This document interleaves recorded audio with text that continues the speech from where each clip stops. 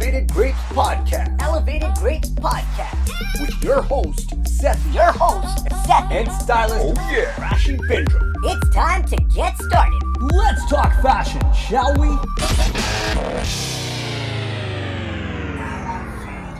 I am also now recording. Wonderful. Yeah.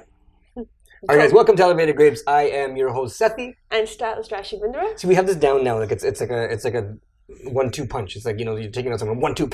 I'm your host, Sethi. I'm Stylist. Sure. It's a 1-2 punch. 1-2 punch. When we work together in synergy, it helps to create a more fluid conversation. Are you trying to hint about something here? I don't know, but what the heck is this? I'm so distracted right now. So for those that are listening on one of the streaming sites, Rashi has a brooch, bow tie. Yeah, it's my new product line. It's like limited edition. Mm-hmm. So why don't we talk about that a little bit? Oh, we are going to talk about it? Well, because it's sitting in front of the bananas that are so eloquently placed here to cover the empty space between us. I just thought this would look very pretty with the banana. Yeah, because it's the perfect matching color. Exactly, and it's jewel tone, which I love. And it's like show them, not me. Oh, there you go. I will putting it to post my a forehead picture of doesn't this. help. Yeah, that's great. So this is a new product line that Rashi's gonna have on Etsy, I think it is. Yeah, I'm gonna be putting the link and stuff like this week actually. Mm-hmm. So she's gonna have one-off pieces with just various cool different designs and very jewel focused, as you can tell. Jewel focus. Yeah. So this is coming out, and again, all pieces are one-off. Yeah, so they will all have their names. I'm almost done naming them, which I thought when I was trying to get how I wanted. Like Cindy and Linda and. Cindy and Linda? I don't know. What are you naming them? It's like are they like pets or like what are you naming them? It's like personalities, like the diva, the hot the spotted heels. temptress. I'm not gonna have someone buy the spotted temptress. If you like this being the spotted temptress, please comment below. Oh my I think God. it's a sweet name. Okay, the spotted temptress. And you made fun of this. You were like, what the hell is Also, for this? those listening on one of our streaming sites, we'll have this posted on our Facebook so you can take a look at it. Just look at Elevated Grapes on Facebook. Just for the record, it's all the rage in Paris. So I had to obviously have it over here. I could see the spotted temptress being a rage in Paris. And I just love the idea of just something. Okay, so because of the different things I do in my field and with my weight, right now being the up and down. tied up cheetah, because it's a bow tie, but it's cheetah print. Explaining my product line. I know, but I'm giving you such amazing ideas for names. The tied up cheetah. Okay, so I've noticed he's a very like distracting person. He doesn't sit quietly and listen. Well, you gave me a toy now to play with. And it's not a toy. You want me to come up with names? It's not a toy. I think I have great name ideas. Fine. The spotted cheetah? No, the spotted temptress or the tied up cheetah. Tied up cheetah. I may actually use that. Right? It's a bow tie, so tied, and cheetah print. I may actually use that. There you go. That's also mine, not for sale, but right, I'll have something like similar with a different colored jewel, and we can use that. Okay. So all of my quote-unquote bow ties, as he calls them, it's actually a brooch. They have different colors, different prints. They're all one-offs because every lady is unique and special in her own way. I like that. And I don't know, I just wanted to do something creative and fun, and I love jewelry. I love the bling, and I wanted to bring it out there to the world. I like it.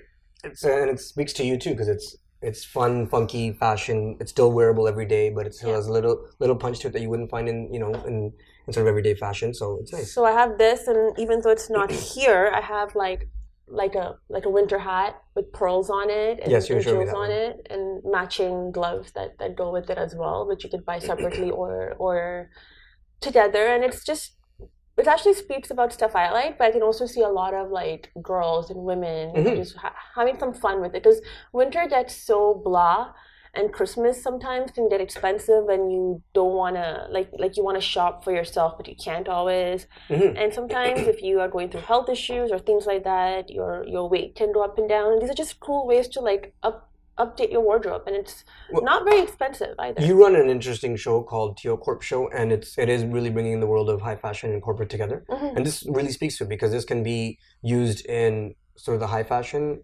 way, and it can also be used I could see people wearing this in the boardroom with a really just like corporate blazer jacket outfit. Yeah, and this could be the piece. I mean, a lot of guys are wearing ties, and this is a great way for a woman or female to, instead of necessarily wearing the necklace, you wear a collared shirt that's buttoned up, and this is your accessory piece. Exactly, and for women who want to do it as a bow tie, they can. Those who want to just have it on their scarf on the side. Those who just want to just have it as an actual brooch on the pin. Yeah. You can do stuff to fold this up or whatever, right? Because there was one you were showing me that was folded a bit.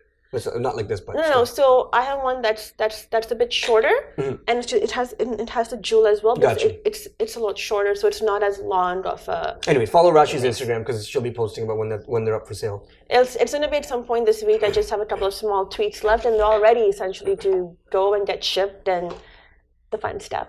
So over the last couple of weeks, we've been trying something interesting with our stories on our Instagram and putting up polls. We both have. I know, I use it regularly for some fashion-based stuff and some entertainment-based stuff, but we wanted to apply it to our programming and our sort of marketing based on a conversation you heard a couple weeks ago at the Launchpad, which we talked about last week in our show. But you brought about the idea of us using this is to get an understanding or a gauge, for our marketplace and how we should be focusing a little bit more. So let's talk about how that came about first, and then we'll talk about the polls. So I just think because I would just find it very interesting that every time I would post something about you or us in the same image or the frame or the caption, our likes and engagement was very low. But then if I'm posting from that same setting, just myself or my friends or something, I was getting very high likes and engagement, right? And I think you were having the same. Similar. So but there was a reason for the poll. You heard a conversation which talked about the polls as a means to market and understand your audience better. Right. So yes, thank you for that. No problem. That's why I'm here. Your host Sethi. Stylist Rashi Bindra with her. This is the job. Navigate the with her brain all over the place.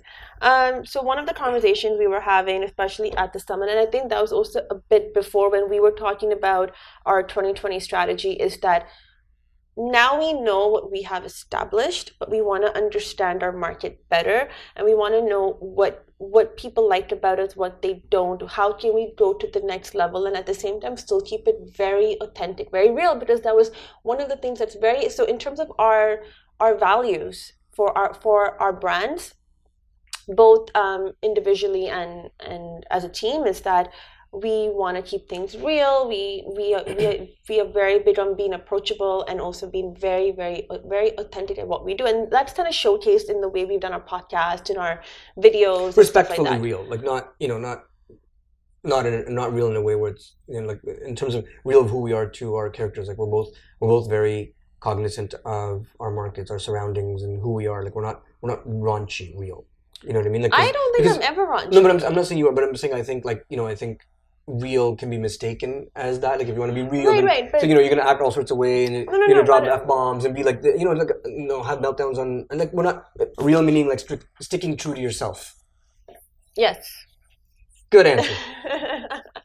Sorry, my mind went a little bit all over the place. So just keep talking and I'll come back. Right. So what we were referring to was just being true to who you are in a respectful manner. Oh yes, our values. Yeah, that's who we are. It's what we do, and we're not crazy raunchy, and we don't pretend to be real on our thing. But it's real because we want to be who we are and represent that, and we don't want to be fake people. Exactly. In person, and then be different people when we're doing this sort of stuff. So we're not one of those where once this is shut off, we walk in separate directions type of thing. Where our conversations, the way we interact is pretty much the same. There might be a bit more squeals, and a bit more loud noises. And oh my God, this is so amazing for you. I'm so proud of you. That happens. Yeah. I think that may just happen a bit more outside the podcast, but we're pretty much. But pretty much the conversations are very similar. And it's just how we are, right? I think that's such a huge deal for us. So that was, I think, what led for us to do the whole polls thing on our Instagram account. And I was just very curious to see that this year has been so far very interesting in terms of the way we've been doing our projects and stuff like that. And I was just like, but why when I post anything about him on my social feed? Him being me. Yeah, sorry, him being me. But like him being this guy.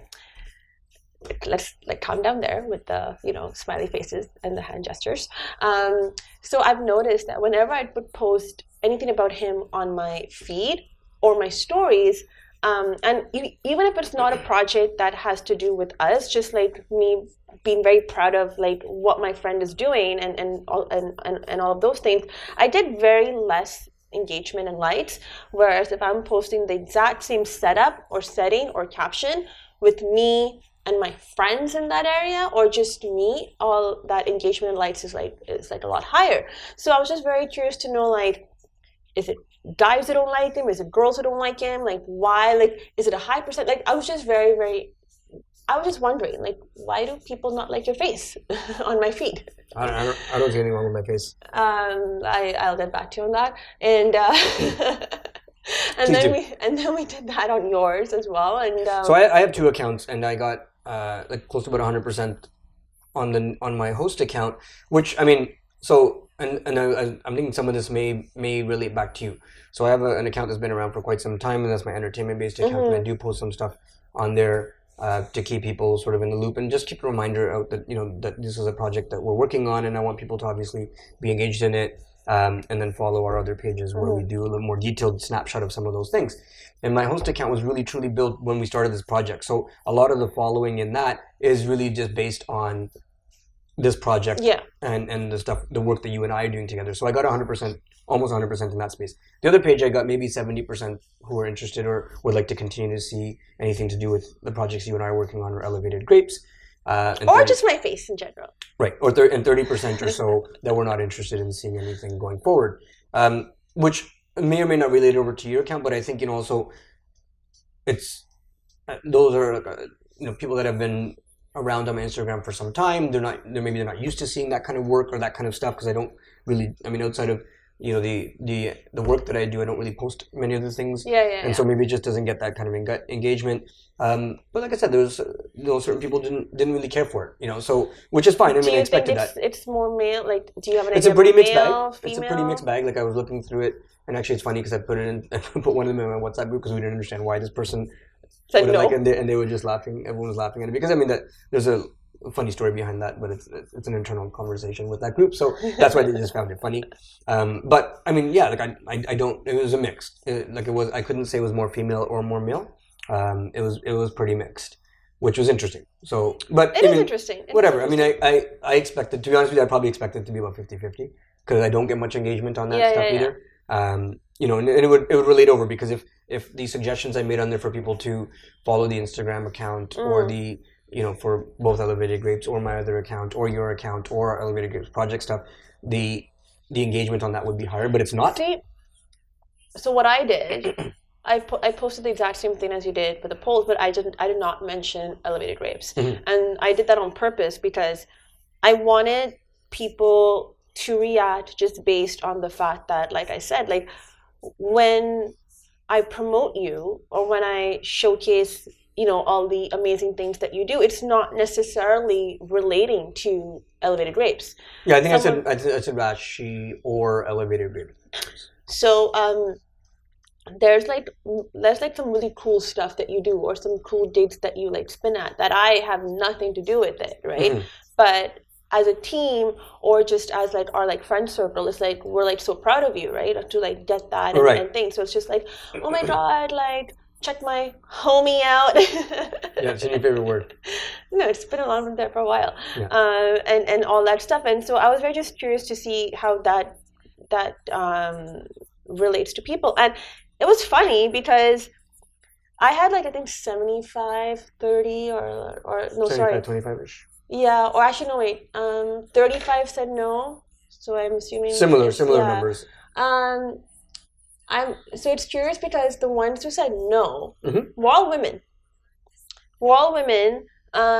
So I'm like, what has he done to piss these guys off? Because I thought it'd be more men who would say no, because whenever we've gone and like hunt out at an event or something, it's the men who usually are not sure what our like dynamics are, and then they get weird, and then they wait till you like disappear, and then they come over to me, and then when you come back they like leave, and I'm just like, what the hell's going on here? Like, and like we've spoken about how guys sometimes get intimidated by you, and I was like, why? It's just I don't understand that. I don't understand that either. So you're pretty goofy if you ask me. Yes, you are. Yes. I will. That I 100% agree on. Yeah. So I was actually expecting it to be more guys saying no, they don't want to see you on my. But a lot of, so I'll tell you one thing. I wouldn't have expected that, because I don't think a lot of guys would open up about that to you, because then it's them directly telling you something, and that's just direct messaging. So they won't do that.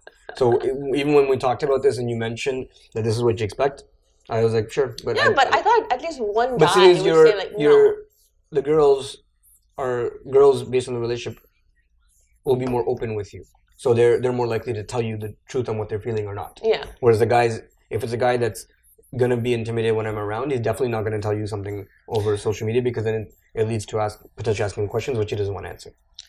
Yeah, that's a whole different conversation. Right? But it leads into the same the reasoning as to why I don't think the guy would ever tell you. No, but I'm saying like just in general that's just a whole different podcast that maybe we eventually will discuss about men and women and communication and relationships and all of those things. Because I hate stuff like that. It's just like just be blunt, be direct. Like I will respect you a lot more than this whole like, well, I'll not say this. I'm not justifying whether it's right or wrong. It's just I don't think that they're likely, because and also that a guy-girl relationship is usually very different. Like if the guys usually, unless they're close friends for whatever reason, usually there is like if a guy's that close or they want something with that person, they're not going to open up to them about another guy. You see what I mean? So they're not going to be like, oh yeah, I don't like when he's on your post because I'm interested, unless he wants to tell you he's interested. But most guys won't do that because they're shy and don't know how to approach. Yo, man, men get some balls, man. Like seriously, like just elevate your balls, please. Sorry, I just had to say that. Like, or your grapes. Or your nuts. Yeah, elevate your grapes. So that's the one side of it. It doesn't necessarily mean what I'm saying is exactly what's happening. I know, but it's just like I said. I mean, like for me, I just find it really, really annoying, and it just makes me like not like men more. It's just like guys, just like come on, we're entering 2020. Grow some balls, be a man. If you like. If you don't like, just don't like. Like none of this like nonsense. Like you're not 18, So I find like 18-year-olds have more balls now than men, which is actually really sad. Anyways, but going back to like the conversation. I don't know what just happened or what we were just talking about. Yeah. So, anyways, it was very interesting that the ones who said no were girls, and they were like makeup artists and a couple of my close girlfriends and one model, I think, and then another makeup artist. So I was just like, and there was like a couple of others too, and I was like, I was just very curious. I was like, what have you done to piss them off? I don't even personally know a lot of them. I know. I was just like, probably is what I would assume. That's so weird, but anyways, it was just very, very interesting. Mm-hmm. So some girls don't like you. That's my conclusion. I'm okay with that. You're not meant to be liked by everybody, so who cares? Yeah, you're not everybody's cup of tea. You're just someone's shot of whiskey. There you go. Yeah, that's fantastic. I love that we're talking about alcohol. What's wrong with that? I'm waiting for the random glass of wine to pop up in front of you. Shing! Here it is. Yeah. No. I am controlling. I wouldn't say controlling. I am reducing my drinking till January. Oh, so now we're talking about the alcohol? I thought we were continuing the conversation about Instagram and polls, because you had this big rant prepared. Oh yeah, Stylists. Like, okay, let's go. Let's go. I was like, this girl's forgetting her conversations today because she was like, I'm gonna rant. Don't stop me. No, just I have so much like going on in my head. So I'm gonna give you a timeline. Nav, how much time do we have? You mean like our 2 minutes to fame? Sorry. 5 minutes. Okay, so you have 8 minutes because your wrap up is gonna be 17 minutes on its own. So you have 8 minutes.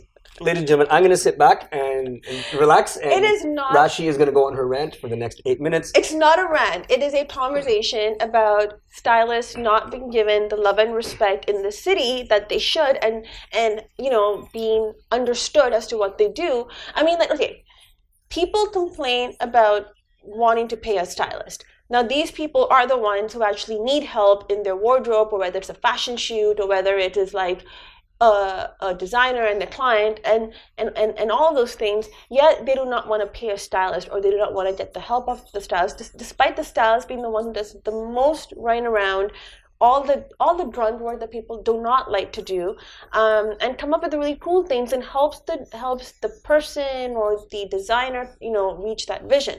Mm-hmm. You will not pay that. You rather get the stylist work for free, and and to put out content for no reason. You'll just do a bunch of shoots and stuff, but you will drop like a few $100s at a dinner. So I don't understand this. Like, you rather go spend the same money at a dinner, or going out, or clubbing, or partying, or whatever floats your boat, but when it comes to your personal look, or whether it comes to your fashion show, whether it comes to the red carpet, you will not put that money on a stylist, or basically a person who's going to help you. I'm going to take a step back, because I'm trying to understand and follow your conversation here. Are we talking about, because if you're talking about red carpets and photo shoots, like, not everybody's going to those every day.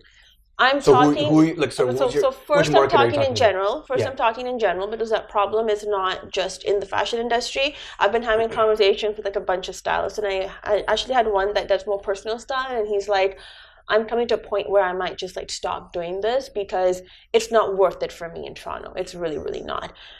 As a personal stylist now, right? If we take these three categories and we move outside of Ontario, I'm going to say, even if you go to Vancouver, if you go to Montreal, and obviously the States has a whole different respect and love for fashion. It's a whole different world out there. And for me, I just think it is sad that there's a lot of stylists or a lot of people who are so creatively talented, but that outlet is not there. Because yes, you can love what you do, but you still have to pay bills. This whole it's your passion and just do it, that's over now. Like, we're like done with that. We're not in that world anymore. We all have to make a living, and we shouldn't have to work 2 jobs to be able to like do our passions. Like, I do not agree with that. So, right? But again, help me understand. Are you talking about the everyday, the guy going to the office, the female going to the office? Are you talking about for a shoot? Are you talking about for a red carpet? Like, there's different. What segment are you talking about? I'm going to talk a little bit more about like photo shoots and stuff like that. I will touch again on the personal styling. Let's talk about that. So on the photo shoot side, because you do a lot of them. Yeah. So when you're saying that there's shoots that are done in the industry that you work in, where someone who maybe is not qualified is styling the shoot. Is that what you're saying? I'm saying the person who's not qualified will style the shoot because they are okay with not getting paid. So this is someone who's putting together the shoot, like the idea that they're like, okay, I need a shoot for this specific reason, so they're like, I'm going to style it, rather than calling it someone who is an actual stylist. Yeah, or sometimes it's one person that is hired or asked to do a shoot by a client. They will say, okay, can you do the shoot for me? And then this other person will say, yes, I can do it, and I'll bring you a team because you still need help or whatever. But they will bring in people who may not have that much experience to do it, because they will not ask for payment. They want to build their portfolios, and they continue doing that, versus people who are qualified to do something faster, better, give you a proper product will not be hired or come on board, because they will say, okay, cool, this is my budget, this is my rate, and they will say, no, we don't want to pay you for that, right? And I think that's a conversation that's starting to happen very openly with a lot of stylists in Toronto, and a lot of them are trying to seek work outside now, because it's like, why? Like, we've spent so much time running around, doing, when you start, you also try to build your relationships with like designers. So you say, yes, I'll do some content shoots for free, but then you're expecting from this designer to start giving you work, and then you see these designers, right, doing shows or red carpet styling or whatever, and tagging and having another stylist on board with them versus you. Because, okay, so I was going to ask you, are they using someone else, or are they using... And that's what I was getting at. Or are they just doing it themselves? They would either use somebody else, and when you look at who these people are, they're clearly not, they don't have that much qualifications, or then if they can, they do it themselves, right? So then you question yourself as like, well, why did I spend all this time trying to build this, relationship with you if you don't want to part with your money? Let me ask you a question from devil's advocate and kind of to like be a little bit of a pain in the butt here. What if the the shoot or the concept or the designer is not finding value in the work that you're doing. So here's the thing, and so that's when you have those conversations about having feedback, right? Because when that designer finds value when you get into a publication and give it to him, and he's all happy about it, and he posted and all that fun stuff, that's where he finds the value. But he doesn't find value in your work when you say, okay, cool, this is my rate and my budget, and then he then decides not to find value in your work. Like, you know what I mean? It's just like it's a rant and it's a frustration that everyone is now going through. And then the other part is that, you know, that phrase where imitation is a sincere form of flattery. It's not anymore. Like, we're done with that.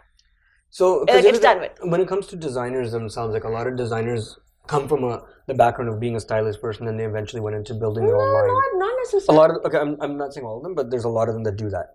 A lot of the ones that I know, that's how they started. They started from being a stylist, and they built into having their own line, and then eventually built into their own designs.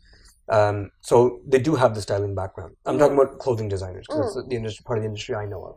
I'm not talking about like even photographers, for an example. You know, maybe some of them could be qualified to style a shoot, which is different than styling a person in a shoot, right? So they could be qualified to style a shoot. So maybe the team that's working together is saying, well, I have this photographer who's fairly competent, and I like the work that they've done in the past on their own, so I'm going to work with them because I'm paying him anyways, right? So then in that case, they're like, well, am I going to bring someone else on to style and style the concept of the shoot and put extra money in my budget when I don't have that, versus I'm already paying the photographer who is a stylist also and can give me the output I'm looking for. And also this is going to be your last thought because we have a few minutes left. No, conversation's not over. So like the whole point to that again is right? Like, it's like people are having these conversations now that if it's a photographer, they do not want to do two jobs, because when you are in that zone and you're trying to get that shot, that image, that vision, you do not want to be like, oh my god, is my shot right, and then jump in and fix her dress and, like, you know what I mean, and change colors. No, like that's the job of a stylist. Yeah. Like, as a stylist, so a pure stylist, now I'm not talking about a creative director, I'm talking about a pure stylist, and I've done that role as well, right? But all you do is mood board, clothes, you make sure everything's perfect, and you jump out of the shot. That is it. That's all you want to do, because in your head, is this color complementing this? Like, you know what I mean? There's other things that are going into your mind. Nobody, like, this whole, like, you know, let's be power people and, like, you know, multitask and do everything ourselves. I'm not defending it. What I'm saying is that this is likely what happens in this part of the industry. But again, it's happening only here. It's not happening in the industry. It's happening here. This is what I'm trying to get at. It's not happening in New York. It's not happening in LA. It's not happening in, like, Montreal. It's not happening in, like, you know what I mean, Europe. It's, in fact, people don't want people to do 10 different things at a shoot. Even a designer who has a styling background, they're like, bro, like, I just want to focus on my clothes. Your job is to style this. My job is to create it. I just want to be in my element. And that's why Toronto is not at a, you know, top 4 of fashion weeks. That's why fashion is not a hub in Toronto, because people they don't understand it. They don't treat it as a serious business. It's still a hobby. Because clearly you're not done here. You're just getting started. We're going to take a quick break. And we'll start in 1 second. Hey guys, we're taking a quick break just to remind you where you can find our podcast online. You can find us on YouTube, Spotify, Apple Tunes. Apple Music, but you know what, you call it Apple Tunes. Whatever. Right. You can also find us on TuneIn, on Google Play, and of course Instagram when we do it the first Tuesday of every month. And Facebook, here and there. Here and there. Here and there. So thanks for tuning in, and now back to our podcast. Okay, so we're back from our break, and you were comparing the fact that in Toronto is not the same from this perspective, because in other parts of the world, New York, Paris, these other hubs that are known for fashion. And okay, so now here's my question: why are they known for fashion? Why not here? Right. What's missing in Toronto? Right? I mean, like here we are talking about, oh my God, it's like the mini New York, and we're all hustlers, and we do 10 different things, and blah blah blah. And apparently, it's cool to do 10 different things. It's not. It's mentally exhausting, by the way, but. You go to London, you go to Paris, you go to, New York or whatever it is. if you say, hey, I'm a personal stylist, not just a stylist. Hey, I'm a stylist. Cool. What kind? Personal. Hey, bro, that's like amazing. And and then you start having the conversation, and you know what I mean. That respect is different. And somebody else comes in that conversation. It's like, yeah, I'm a fashion stylist. That's cool. Who do you work for? Blah blah blah. Like, there's no chattiness. There's no. I mean, again, there's always competition in your field. And I'm not saying that's not there, but the respect of the fact that yes, we are in competition, but cool, that's that person's bread and butter. That's business. You know, that healthy competition is there. So let's talk let's talk about budget for a moment. So you talked about budget and people saying that they don't necessarily have the budget for it. Let's just say there's X amount of dollars available for this project. You have to get your venue location, you have to get your props, you got to get your photographer, whatever else is involved in doing that. Do you think that what most shoots or folks that are shooting in these scenarios are doing is looking at everything else and looking at the stylist last? Yeah, because you know what? When somebody wants to work with you, they will find a budget for you. Even if it's not the amount you want, they will still offer. And I know this for a fact. Let me ask another question, or a follow-up question to that. If in my mind I'm putting together a shoot and I'm like, okay, I need to do it. In my mind, I will not back out from doing it at this location. But I know if I do this location, it's going to cost me X amount of bucks. Certain props I need to, I have to have that because this is the vision I have. Even if I need a stylist to put the concept together, this is the vision. So I know these props are going to cost me X. I know the photographer is going to cost me X.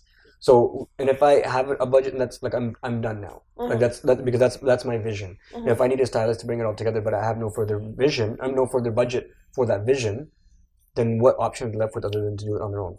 No, you will. Or like someone who has like in your earlier shoes, who was doing collaborative work is willing to come in and do it without the budget because they're trying to build their portfolio. Right. Which I mean, you've been through that. You've done that too.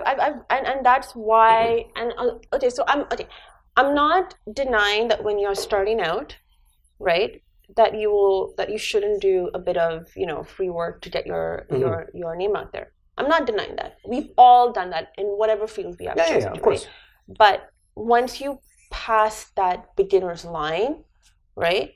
If somebody wants you, they will pay for you. They will find that budget. It may not be the amount you may want to get paid, but they will find a budget. Do you think value always has to come monetarily?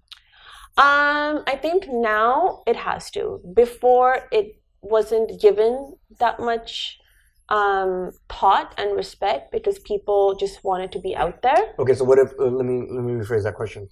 Someone comes to you and says, "Okay, I want you to do the shoot.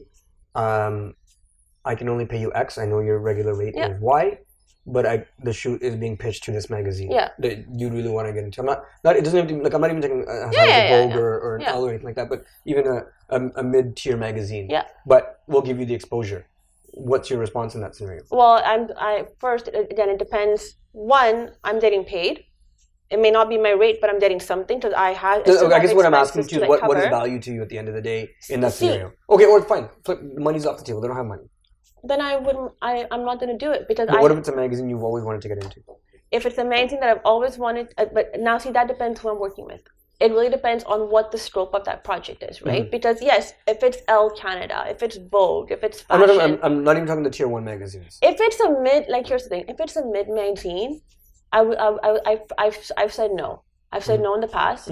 I would probably say no again because I know that eventually, if I really wanted to be in that mid-tier magazine, someone will find a budget for me and get me on their shoot. Because my last few projects that I've done, it may not be a budget that I necessarily would normally command, but like they've said, hey, we really want you to do it. We'll find a budget for you, and they found a budget for me. Right, of course, yeah. Right. So once you come into that, like once you understand your value and your worth, and you're also seeing the stuff you're doing, you ask yourself, why am I going to just run around for exposure? So and the other frustrating part is that at some point you have to take a step back and now see what's happening around you.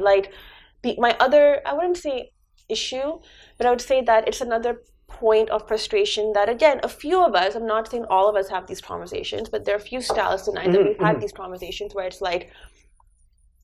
people just imitate because they are lacking being original. And now it's not even to a point where it's like, oh my God, I'm the first one who did it, ha ha ha, yay. It's like, fuck man, seriously? Like, I'd rather not even put my shit out here. I'd rather just email people, on the quiet, being like super direct about what I want to do and send them my work, versus like now having that enjoyment of putting it on social media or building your portfolio there. Because here's what happened, and this is how the industry gets, especially here in Toronto, gets like destroyed.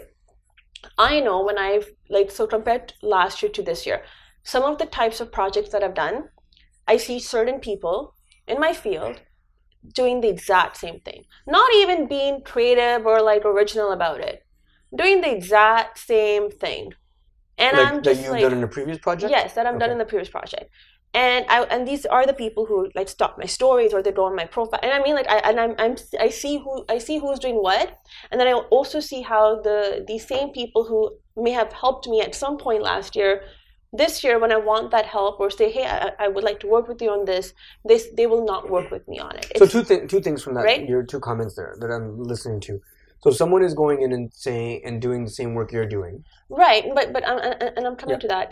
They're doing the same work that I'm doing, obviously with less caliber in terms of the team and stuff, right? And I'm not bragging. I'm just talking about the amount of hard work that goes. So your value proposition as a stylist is not just you. You said you're talking about a team. So when you say there's less caliber of a team, so you're bringing together for that shoot or for that concept a team of artists, whether it's photographers or whatever, or like the assistants or like whatever it is, right. or like as a stylist, I've worked on like certain shoots where I've also like so assisted what and makes stuff you like believe that that your team in that same scenario would be better versus the team the other people have brought on? Because I've done the project with a higher caliber team and what they have achieved, right, and the type of like projects and people that they've worked on. Okay.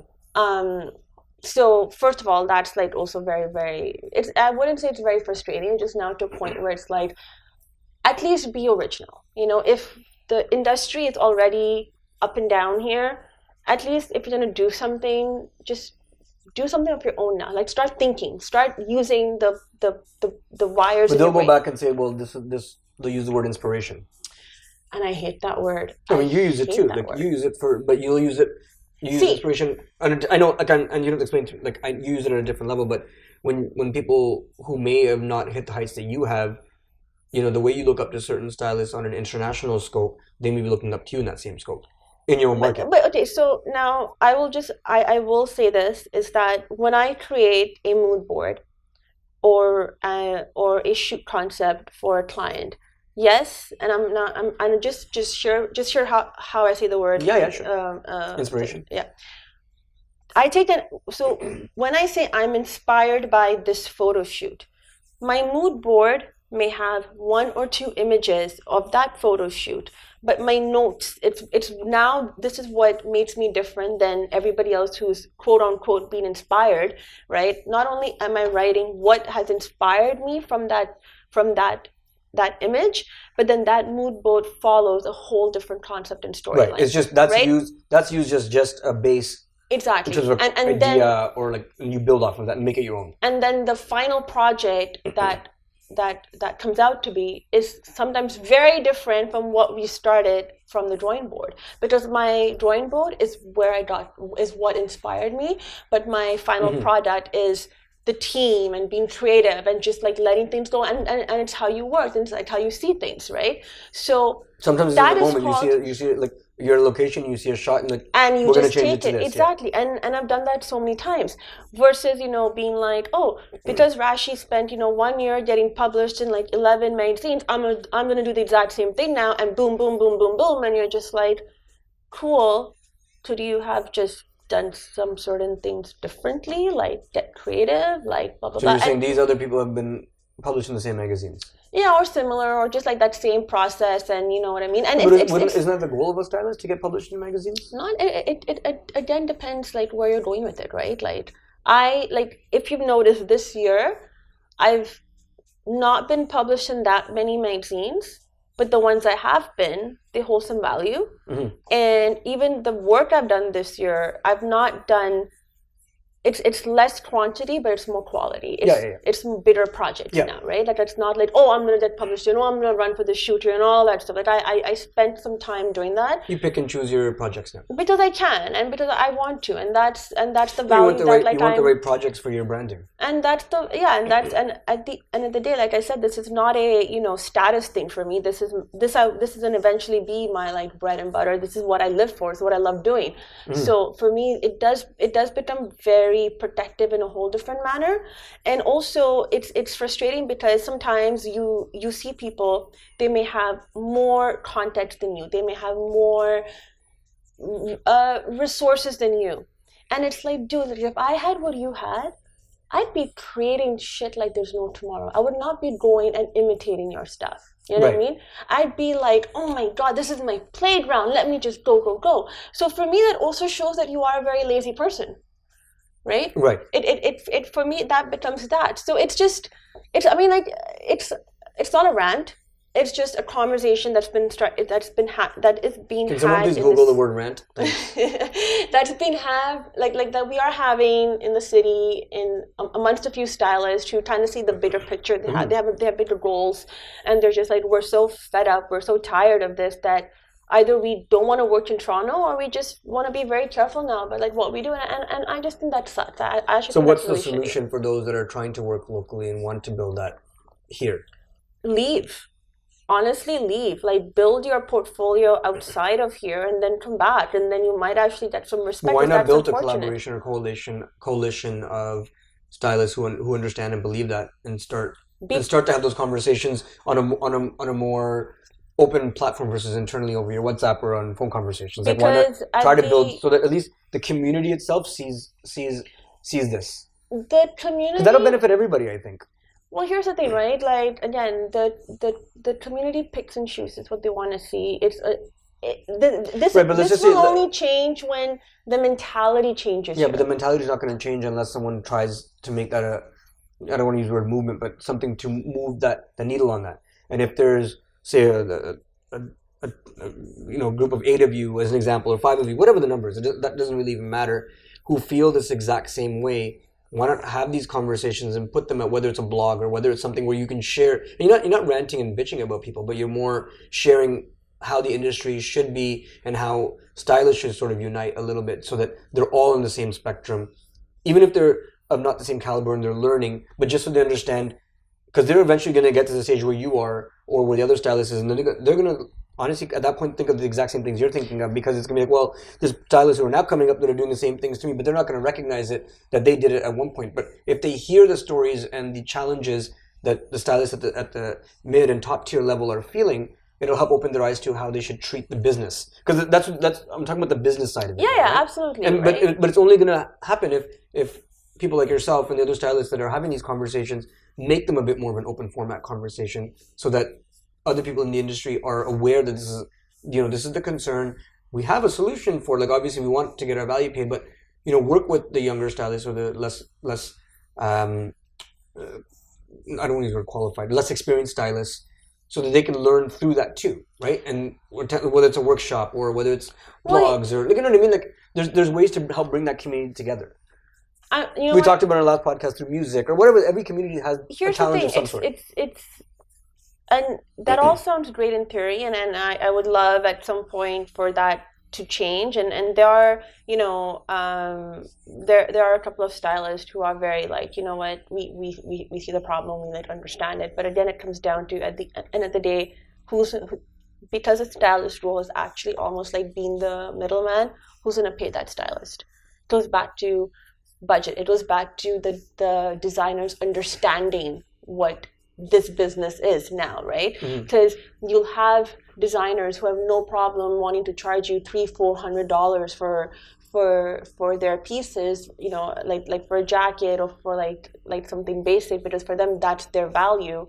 But at the same time, they still want to, they're not willing to share the pie anymore because they want to keep it all to themselves, because that's such a short-term goal. Or they're not making as much money in that industry or in their world as much as they want you to believe they do. And then again, right? Then it comes down to like looking at your business plan and then seeing why you're in this business too, because there are a lot of Canadian designers who've been very, very successful.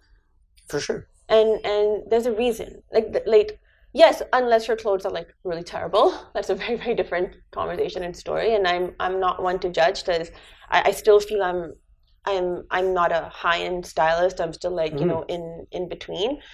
Like I'm not a beginner, I'm not high-end, I'm like in that transition phase, and I fully like you know your place in the industry. I know my place. I know where I want to go. Yeah, but, I mean that, like we talk about that all the time. So you're quite humble about those sort of things. But at the same time, I don't think that because I want to reach a certain like level, I should compromise my brand and my values and my self-worth at this point anymore. And even when I was doing like, you know, free work last year, I was still very, very careful about the type of shoots, the type of projects, the type of people I started working with from day one. So it was never like a desperate attempt to have my name out. I was just like, cool, I love doing this, these are the right people. Like it's almost like they found me versus me finding them. Right. Like styling found me versus me running after it. Right. So it's I mean, again, I wish like you said that, you know, there are stylists that come together and start changing things. It would be cool for like Toronto to be that hub. Like why not? Right? If we're gonna say it's a mini New York City, might as well make it a mini New York City. But I don't know. I highly doubt it. I'm not very positive on that. It's something to think about within the industry, and maybe some conversations could be had. Maybe it's a combination of yes, doing external work, but also trying to build that within the city itself, which it would take a lot of work. I'm not saying it's easy, but I think that it's a conversation to be had, and seeing what maybe not just stylists, but other folks, you know, the close photographers, even the ones that that won't necessarily hire, the groups that won't necessarily put that budget out, like having just a candid conversation with them. Like I'm not trying to peer into your business, but I need to like we're just understanding what the hesitation or holdback is. It really budget? Is it value? Like what is it that so that it can help to be created and understood a little bit better? Because a lot of it is sometimes understanding and communication. Sometimes it's competition. Like getting a better picture on that is important. It's a mixture of all, but you know, going back to the couple of weeks of our summit that we attended, again, a lot of that was discussed there. One of the main things was it's the ego, right? It's that ego that needs to like get out of the way for people to be like, okay, hey, we're noticing this pattern or we're noticing this problem in our industry. Let's come together to, you know, help each other get but the to what they problem want. is the designer, the photographer, those people who are not feeling this are not going to do it. It's going to have to be the stylists. Like you guys who are feeling this are going to have to initiate that conversation. I mean, there are photographers who I've had conversations with too, and they feel that, and they're like, listen, we love fashion, but we're not making any money off it, right? But we have to do this, we have to do that. Yeah, they change direction. And they change direction, and that's again like, I mean, I haven't 100% changed the way I like in terms of my styling goals and stuff. It's still flowing a little bit to like what I want to do. It's just going a lot slower than it should be. Sure. Because of again what I want to achieve and the path of it. But I think a lot of it would change if that ego aspect is out. Like it's just more like, you know what, we're a fashion hub, we own it. We're gonna all go like support everybody and support each other, and at the same time have a healthy competition. Treat it as a business. Rashi, any final thoughts? Really? I'm just asking what my final thoughts. I'd like to give you that chance because I know usually there is. Well, I think I've said enough. Yeah, all right, fair enough. So there you have it, folks. The styling industry, not what it's all glam and meant or shown to be. There's a lot of background challenges. I'm very surprised that you were like well behaved at this podcast. Why? What do you mean? I was expecting like a bunch of like, you know, more back and forth debate. I felt I was just talking. You said you wanted to rant. I gave you the. I didn't say I wanted to rant. I said I wanted to have a conversation about a topic that's been like. You specifically said, "I have to rant. Don't interrupt me." No, I said like. I will definitely. Was that not stated? No comment. Yeah. Hey. So that's exactly what happened there. Sorry. Although, but I asked questions. I asked a lot of questions to help make you think from a different perspective as well. That's what I was doing. I was trying to be the devil's advocate, try to think about different things that. Are you like you like have that smile where like I'm so proud of myself right So now. proud of myself. Oh dear. All right, folks. Thank you for listening in. We will be back next week. See you later. See you later. Hey guys, thank you for watching that podcast or that video. If you like what you hear and you want to hear more of us and see some of our behind the scenes stuff, subscribe below. Yes, hit that little red button thingy that's over there and hit subscribe and keep following us for a lot more cool fun stuff. Thanks again for tuning in. We'll see you soon.